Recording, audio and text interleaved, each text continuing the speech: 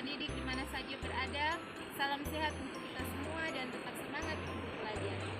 Saat ini kita akan mempelajari materi tentang siklus air dan mari kita simak video pembelajaran berikut ini.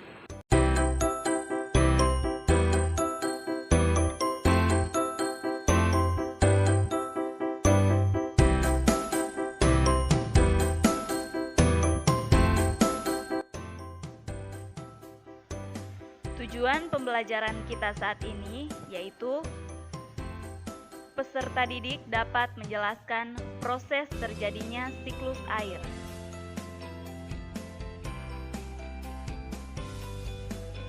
Coba kalian perhatikan animasi bumi ini.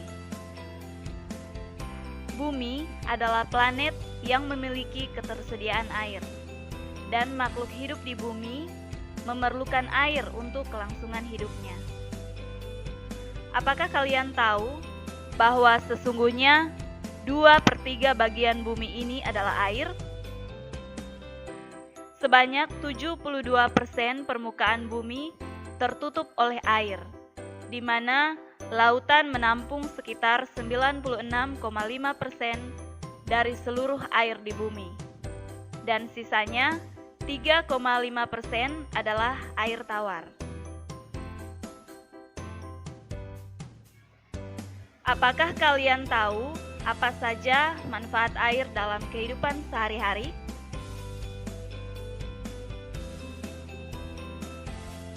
Di dalam kehidupan kita, air biasanya dimanfaatkan untuk minum, mencuci pakaian, mencuci piring, mandi, menyiram tanaman, dan memasak, serta berbagai kebutuhan lain. Menurut kalian, apakah air di bumi kita ini akan habis jika kita gunakan secara terus-menerus? Meskipun air digunakan secara terus-menerus, air di bumi kita ini tidak akan habis karena ada peristiwa yang disebut dengan siklus air.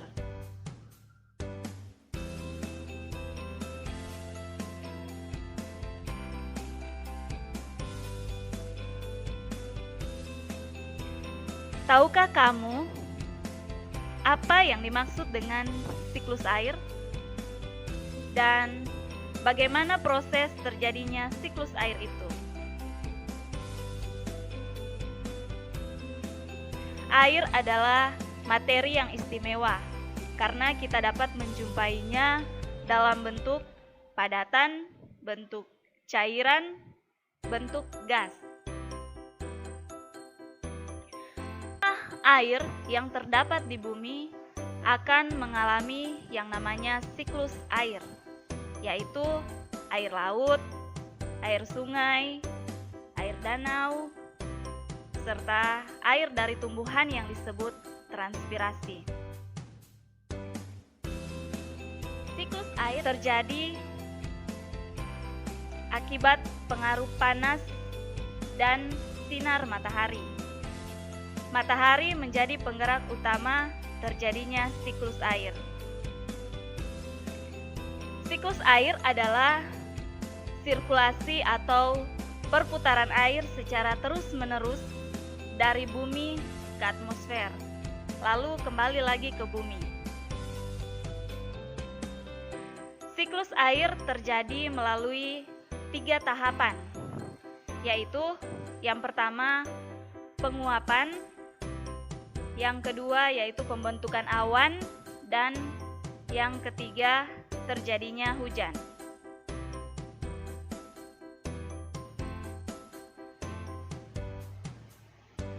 Air di laut, sungai, dan danau menguap karena terkena panas sinar matahari. Proses penguapan tersebut disebut evaporasi. Jadi, evaporasi merupakan proses penguapan air karena adanya panas sinar matahari. Selain penguapan air laut, sungai, dan danau, tumbuhan juga mengeluarkan uap air ke udara akibat dari panas matahari. Proses penguapan yang berasal dari tumbuhan disebut transpirasi.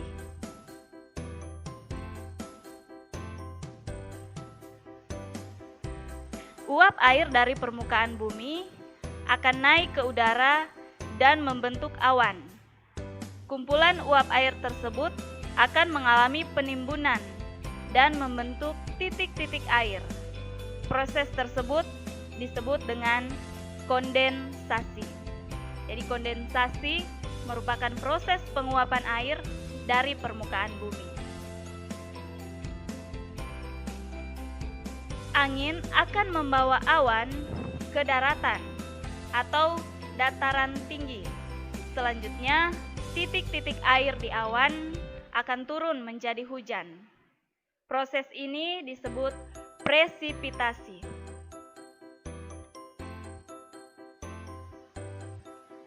Selanjutnya, air hujan yang jatuh ke daratan akan tersebar. Ada yang meresap ke dalam tanah sehingga di tumbuhan atau mengalir ke permukaan menuju laut melalui sungai atau mengumpul di danau. Yang selanjutnya akan menguap lagi ke atmosfer, menciptakan suatu siklus yang terjadi secara terus-menerus. Siklus air seperti ini umumnya terjadi di wilayah daratan dan sering di daerah beriklim tropis, contohnya di Indonesia. Ada kalanya presipitasi tidak berbentuk air hujan. Adanya pendinginan yang mencapai titik beku pada ketinggian tertentu akan membentuk awan yang mengandung kristal es.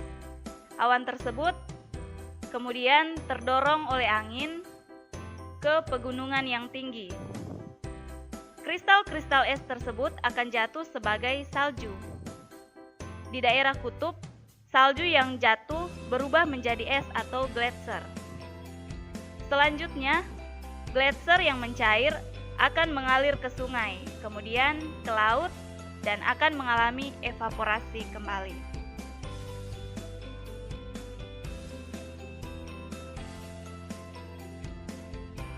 Jadi, tahapan dari siklus air adalah yang pertama, air di permukaan bumi terkena panas matahari. Kemudian, air tersebut mengalami penguapan atau evaporasi. Proses selanjutnya yaitu kondensasi atau pengembunan. Pada kondensasi ini terbentuk awan yang lama-kelamaan membuat uap air di awan menjadi semakin berat, dan akhirnya terjadilah presipitasi atau turunnya titik-titik air dari awan. Setelah itu, titik-titik air hujan kemudian terserap masuk kembali ke perairan, tanah maupun ke laut. Jadi, dari tahapan siklus air dapat disimpulkan bahwa jumlah air di bumi secara keseluruhan cenderung tetap. Hanya wujud dan tempatnya saja yang berubah. Demikianlah penjelasan tentang siklus air. Mudah-mudahan bisa dimengerti. Semoga bermanfaat. Terima kasih.